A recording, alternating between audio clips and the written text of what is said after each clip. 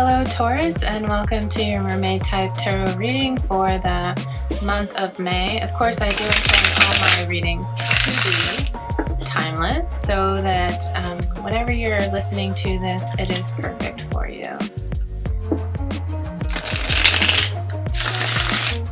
These readings are about relationships. They can be any type of relationships: love relationships, family relationships, co-workers, friends.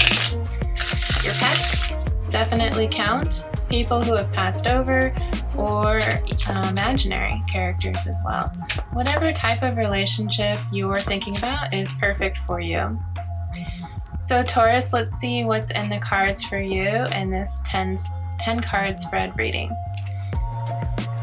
The card that we're getting at the base of your reading is the Six of Pentacles. That makes sense to me, Taurus. You are an earth sign, and we're starting out with a earth card. It is the letter F, and the Six of Pentacles is about generosity and also equal give and take. It's important to acknowledge that giving is also receiving, and receiving is also giving. So every transaction, there is a giving and receiving. It is important to see and acknowledge that as well. So charity on both sides is at the heart of this question. And it's crossed by the Eight of Pentacles, which has to do with work and how much effort you put into things and being successful at the labor that you do. So it's interesting that you've got two earth cards here, the Six and the Eight of Pentacles, that are crossing each other. So for my Tauruses out there, it might be that you just need some subtle changes to adjust in your relationship regarding who's doing what in a practical sense in terms of work, and then also the charity, the giving and the taking in the work that you're doing.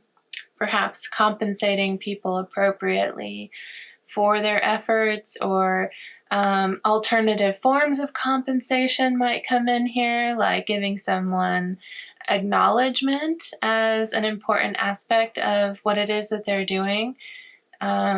Making sure people are voicing their needs or speaking up when they do need something, that it's being heard, stuff like that. At the top in your consciousness is the Ten of Swords. So Taurus, if you have been feeling like stabbed in the back in terms of work-related things, or people are taking too much from you, people are taking advantage of your generosity, that's what this card would indicate, that at least where your head is at, you're feeling like you're getting the short end of the stick, or in this case, 10 swords in the back. So it's not a particularly positive card. Nobody's really happy to get the 10 of Swords, except for that the 10 is a very final card. So you might have reached a conclusion or an ending or a decision in your mind. And so the only positive thing about the 10 of cards is that the issue is over and done with and ready to be put in the past. At the bottom of the spread, in your unconscious, we have the Star. This would be a great time for you to pay attention to your dreams. Make sure you have a dream journal and write things down. If you do it sequentially, you'll remember more and more. But yeah, you have a sense of destiny, and there's something in your unconscious that's really pushing you forward in terms of, that sense of, like, could be also healing energy. That's what the Star is all about. Destiny, fate, and also healing. In the past is the position of the Fool. So you may have tried something new, stuck your neck out there, went on an adventure and in a relationship. This could lead to that whole idea of charity. This could have been like loaning someone money or getting involved in a new venture related to finances or work. Maybe you started a new job, something like that. And it could be that with that Star in your unconscious, it could be that new beginning and that spark of destiny. You're kind of unconsciously following some calling of your soul into your future purpose, you know? And in the future, you have the Tower position.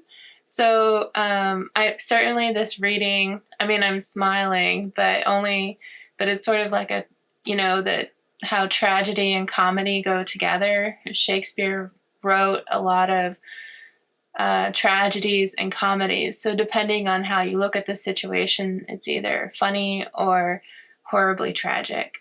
But the Tower in the future, because it hasn't happened yet, you know, is a bit of a forewarning or a foreshadowing is what I was thinking, a foreshadowing of the future. And towers don't necessarily have to be negative. So a tower is just like a shocking, unexpected event, such as a bolt of lightning coming out of the sky and destroying your tower. They can be good in the sense that if there's something in your way or blocking your progress forward, then this is what the kind of energy that needs to come in, a little divine assistance to push you on your way, like a baby bird being pushed out of the nest. So maybe you're resisting that Fool energy a little bit. Maybe something really has to end before you can move it forward. And with that 10 of Swords in your consciousness, I think you know what needs to end. And that Tower is a bit of, like I said, a foreshadowing. If you don't take actions to follow your dreams in the direction that you want to go, then something may step in and kind of nudge you along in a not so gentle type of way. You yourself are showing up as the sun, and that energy lets me know that you know a lot about what's going on for you and that things are very brilliant and illuminated. So you've got, this makes me think that you're very excited actually about what's happening and that you have a positive outlook and a sense of joy about it, because the sun is a very joyful card. So I think you know that this transition, this ending that's occurring is really good for you. And embrace that sun energy. Ooh, you also got the moon. You got the sun and the moon right next to each other. In terms of relationships, because this is kind of about relationships, the sun and the moon would be the father and the mother. And so if you're showing up as the sun, it's kind of like the father position, and the moon is showing up in your environment. It's kind of like the mother position. So these are very archetypal energies. If you are a parent, or if you feel like you are a parent or you're being influenced a lot by your parents, you know, that it could also just be divine feminine and divine masculine, but some sort of like polarity of behavioral archetypes, if you would, the sun and the moon, you know. So that's really in your environment right now. I would look for that if you don't recognize it. This might be kind of like a reading that there's something for you coming in the next month regarding a new perspective on divine masculine and divine feminine energies. You're going to feel it both within you and without you. So the polarity would be feeling the divine masculine within and seeing the divine feminine without. Or outside of yourself. I don't know if that makes sense. Wow. Now you're getting the Fortune. This is a pretty intense reading, Taurus. The Fortune card is the Wheel of Fortune moving in your favor. So for the most part, I mean, Wheel of Fortune is the Wheel of Fortune. When I read tarot cards, I usually see this when it's coming face up as things moving in your favor. It's also the same number of 10. And you've got the 10 of Swords and now the Wheel of Fortune across each other in the spread. So it's just kind of like, for me, emphasizing change that's occurring, significant change that's occurring. And the overall card that you got is the 9 of Cups, which is the Make-A-Wish card. It has to do with being very emotionally fulfilled on your own. if I was to guess, what this reading might be about, it could be about a divorce between two people that's occurring, a sense of separation where there was once unity, following a new path that is more independent and on your own. And if it's work related, because we had those pentacles in the center, it might have been a partnership related to like a joint business venture or something like that. And if it's not completely dissolving, there's just, I think, a real transition in terms of the nature of the relationship. Something is really changing. And if it doesn't change, you've got that Tower coming in to kind of help you make that transition. And overall, with the Star and the Nine of Cups, it just emphasizes this is wish fulfillment and following your star or your bliss toward your sense of destiny. And with the Fortune and the hopes and fears, I think, you might have anxiety that if you listen to your inner voice and you make changes in your life, that you're not sure what the outcome is going to be. It could be in your favor or not in your favor. But if you are listening to this and you like the tarot, the Nine of Cups is suggesting that at the very least, you will be emotionally fulfilled, or a sense of happiness. Like you have the things that you need. Let me pull one oracle card to kind of wrap this up for you, Taurus. And your final oracle card is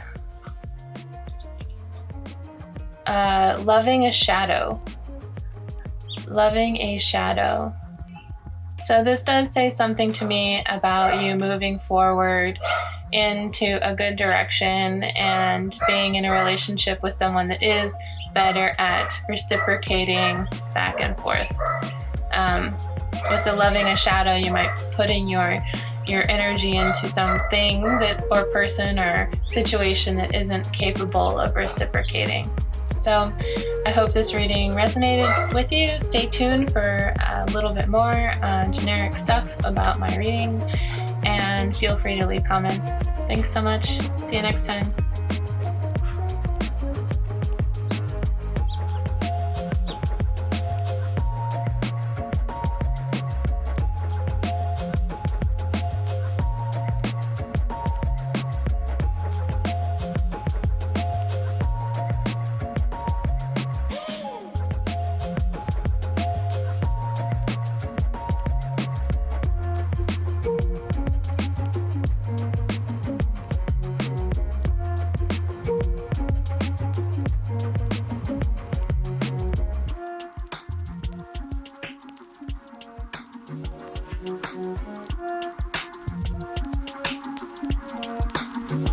Thank you.